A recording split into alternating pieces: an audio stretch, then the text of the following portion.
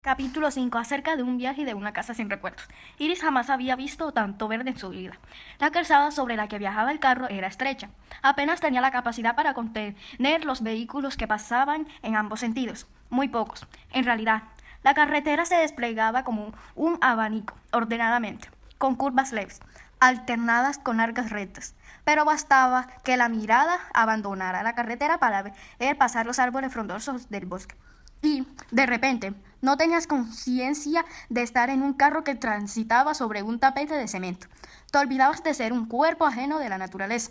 Tú también comenzabas a ser parte de la selva. Te mezclabas junto a los árboles, con aquella sensación de que tanto el cuerpo como el pensamiento eran uno solo, con la naturaleza. Berlín quedaba cerca, le había dicho su padre, pero no encontraría la ciudad. La dejaron atrás, rodeándola. Frente a Iris había abundantes llanuras, vegetación irregular donde se percibían pequeños canales, lagos y minúsculos estanques que no siempre se perdían entre los cañaverales. Iris miró de nuevo la carretera. Volvió a tener conciencia de estar en el carro. Esperaba. Tarde o temprano sería la casa nueva. No quería perderse el momento del primer avistamiento. Quería saber cuánto la sorprendería el resplandor de la nueva casa. Pero nada que aparecía. Y luego se olvidó nuevamente de esperar. De repente sintió que era ligera. Olvidó su cuerpo adentro del carro. Los ojos se convirtieron en un pasaporte suficiente para aterrizar en los estanques, en medio de los minúsculos lagos, despreocupada de empaparse, inmersa en el bosque, como en un laberinto sin caminos. Y allí corría, zigzagueando, rozando los árboles, aterrizando sobre las larguísimas raíces que salían a la superficie, distantes del tronco, creando intersecciones subterráneas. Se encontraba dentro de un tiempo suspendido. El carro continuaba con su viaje, pero ella, con los ojos, estaba en otro. Iris jamás había visto bosques tan espesos, con árboles altísimos, troncos delgados y densos que aparecían uno después del otro, como si fueran iguales, pero no lo eran. Las hojas y los colores eran diferentes. El olor de la resina, el sonido de las hojas movidas por el viento.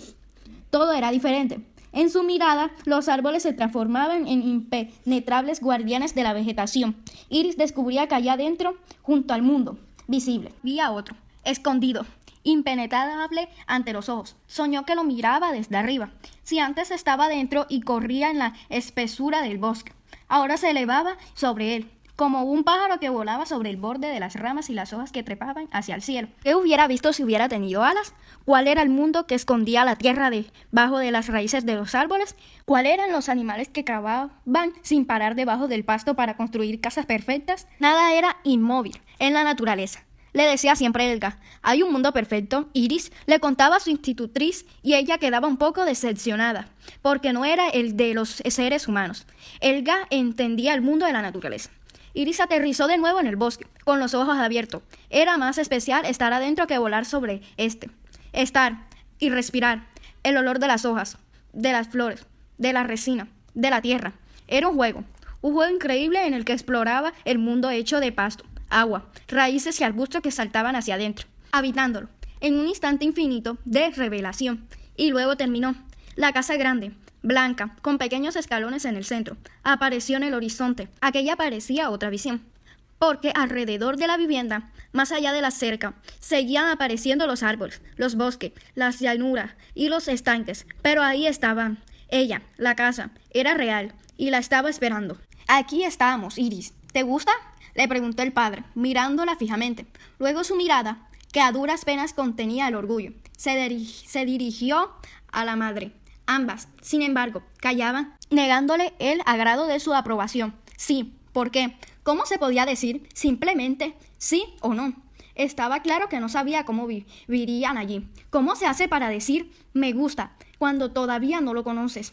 Pensaba angustiada Iris, pero se podía conocer una casa.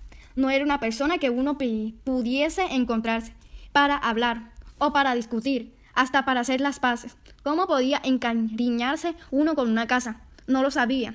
Rayos. Sin embargo, Iris tenía un indicio. Su casa le hacía falta. Le había disgustado cerrarla, quizás para siempre. Dejarla ahí sido terrible, casi como si hubiera sido una persona. Descubrió que le había cogido cariño, pero no sabía explicarse las razones. Al final, ¿qué me hace falta de mi casa? Le vinieron a la mente los recuerdos. Toda la vida que había pasado allí ahora era un racimo de recuerdos comprimidos dentro de su cabeza. Todos hermosos, al menos todos los que ella había podido guardar. Y pensó que para amar una casa debía tener recuerdos, hacerlos precipitar adentro de sí y luego dejarlos quedar, retenerlos, justamente como estaba haciendo ella en ese momento. ¿Cómo serían sus recuerdos adentro de esa nueva casa? Había que entrar. Ahora no había nada entre ella y aquel edificio blanco, grande e imponente, con 3 escalones en el centro y un pequeño portico de madera, abierto, sobre el lado derecho, con el techo en punta y las tejas negras. Sin embargo, luego llegarían los recuerdos, cuando empezara a habitarla. Adentro, como había dicho la abuela Elena, solo los momentos de encuentro que nos habitan se vuelven recuerdos. Iris no había entendido muy bien qué había querido decir, pero la frase le había encantado. Y ahora que estaba a punto de vivir en la nueva casa, ¿la había entendido? Está bien, vamos al encuentro, como diría la abuela. Pensó Iris sonriendo. Es preciosa, dijo finalmente Wicca, desatando los labios que se habían quedado sellados a causa del asombro. Es grandísima, agregó Iris, entrando por detrás de su padre y su madre. Bienvenidas a nuestro nuevo hogar, dijo Bernard, con despreocupado orgullo. Estaba dentro. Así iniciaba la nueva vida de Iris.